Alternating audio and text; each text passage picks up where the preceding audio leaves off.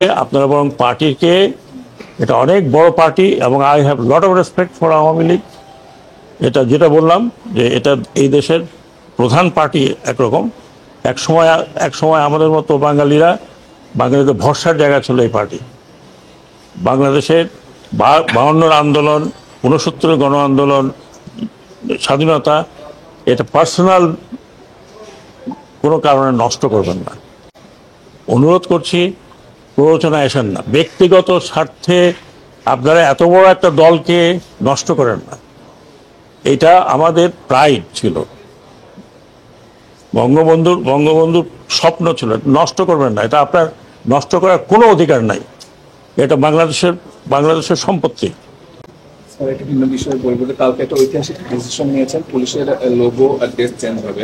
এটা কি শুধু এই তাদের 11 দফা দাবির ভিত্তিতে করছেন না আপনাদের কর্মপরিকল্পনার অংশ? না, এটা আমি কর্মপরিকল্পনা জানি না। আমি জানি যে এটা পুলিশের নিজেরাই বলেছে এটা আমাদের কলঙ্কিত একটি। সবাই যে খারাপ তা তো না। আমি তো বলতে পারবো যে সব খারাপ, 100% পুলিশ খারাপ ছিল, সবাই দানব হয়ে গেছিল।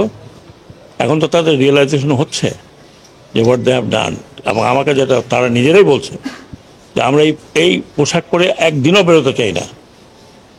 তারপরে আইজি সাহেব আমরা বললাম যে ভাই এটা একটু বললেই তো হবে না, একটু সময় লাগবে। ওরা বলে আমি ওই কালকে দেখলাম যে এই ট্রাফিক পুলিশ, শুধু পুলিশের একটা জ্যাকেট পরে দাঁড়িয়ে আছে রাস্তায়। তো তাদের মধ্যে তো একটা উপলব্ধি হয়েছে, তারা তো এখন দেখছে যে what they have not done. তাদেরকে দিয়ে করানো হয়েছে, কি করানো হয়েছে। আমি জানি আপনারা হয়তো আমাকে পছন্দ করবেন না, কিন্তু দেশে বিদেশে আপনারা দেখছেন কি, দয়া করে দেশটাকে ভাগ করেন, দেশটাকে নষ্ট করেন না।